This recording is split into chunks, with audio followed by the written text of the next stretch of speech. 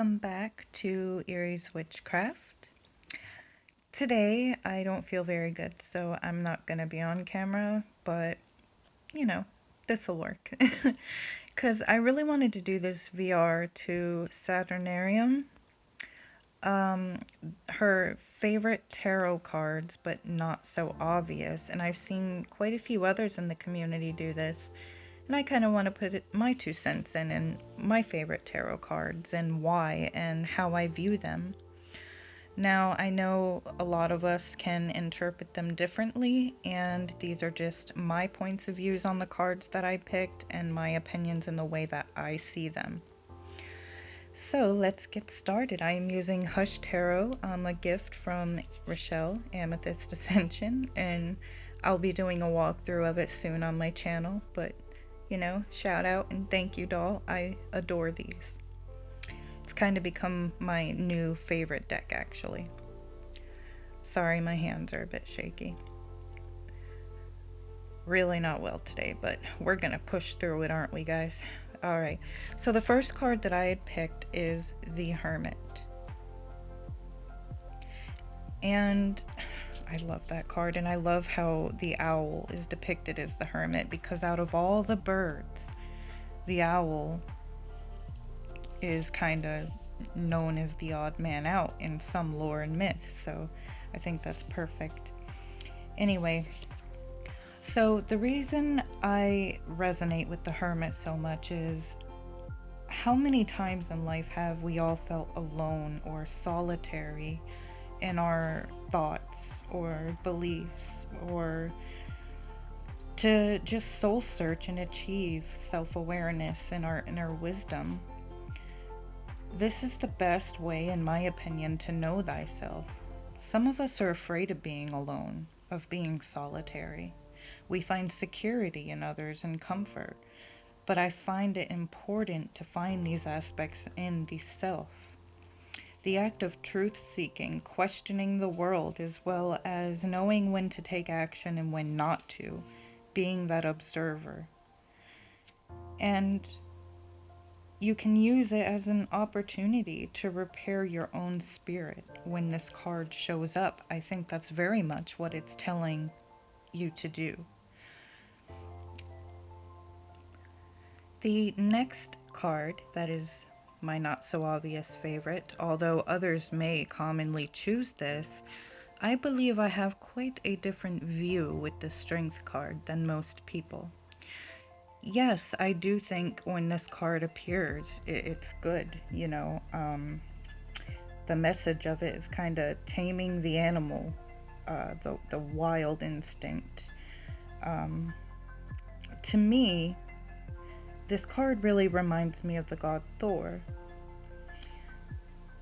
So the reason that is because Thor in mythology has been known to kind of lose it, to not know his own strength and react in a way that could have been harmful to himself or the others by reacting purely on his instinctive strength. So with that being said, I do think that too much strength could lead to self-destruction or a rash moment when we become the untamed, if that makes sense. I know that this commonly is seen as determination to overcome, that inner strength, that positive vibe of it. But notice in a lot of them, see how she's missing an arm. See how, sorry, it went out of focus there. There we go. See how she's kind of bound. Could that be because she sometimes has so much strength that it's hard to control, like too much power in a way? I hope that makes sense to you guys. But for me, that is a warning as well as a positive sign of your inner strength and determination and power to overcome. But also, sometimes we are our own worst enemy and we don't know our own strength in those moments. So I think we should be attentive to that. if that made sense. I really hope it did. It did to me, but My next favorite card I picked is the Death card. I did notice that a lot of other people in the community chose this too, and I kind of like that. Um, so we tend to battle change when we feel comfortable, but without embracing change, we miss opportunity and achieving wisdom through experience. See, I resonate with the Death card, and it appears quite frequently for me, and I think Scorpio, we kind of go through that transformation quite often, and I know I have in my life. The 18-year-old me wouldn't recognize the 25-year-old me, and the 25-year-old me wouldn't recognize the 30-year-old me, and the 32-year-old me wouldn't recognize the 30-year-old me. So we're constantly going through this. Nothing remains the same, all only changes. So it makes sense that we do too. I feel like I've lived in the flow of this card, and in a way we all have. One could look at it and be afraid of what is to come. I am at a point in my life where I embrace it and like to be aware for the experience.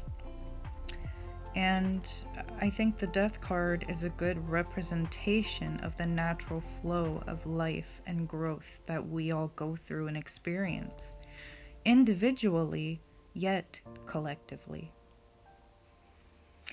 Alright, Eight of Swords. I know some people are like, what? What? That's one of your favorites? And yeah, I'll tell you why. This card plagues me, okay? It comes up all the freaking time and for good reason, and I appreciate that. And the reason is, like I said earlier, we can be hard on ourselves and sometimes not see ways out, trapped in the illusion. It's probably one of my biggest challenges is trapping thoughts in my own mind. So many times I felt like cornered, saw no way out. Yet I did not realize until later, like when it was too late, that I did it to myself. And I look back and I'm like, oh girl, you could have done this, you could have done that. And how many times do we find ourselves in that situation in life? It is easy to look at illusions, but not always easy to see the truth or see another way around things. Those who are one-sided in mind, unwilling to compromise on perspectives or choice or change or look at the bigger picture. It's so easy to trap ourselves in our own illusions and not even know that we're doing it, And for me, this card, it's a positive thing to get it because it kind of lets you know, hey, take a step back, step out of your mind for a moment.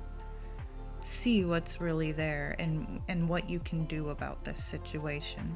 See that you have options. See that there are other sides to it. And I think that's positive. Even though we don't like that aspect about ourselves, or at least I don't, I'm always in my head, and I always criticize myself more harshly than I should, I think. And I think that's why it appears so much. But I know I'm not the only one that does that. So for me, this card's important. Its symbolism, its message, it's important to help us remain in check, if that makes sense. And those were my favorite tarot cards that were not so obvious. Of course, I do have my other favorites, but these were my not so obvious favorites. And I absolutely love these cards. Again, thank you, Rochelle. Yep. So let me know what you think. Much love, guys, and until next time.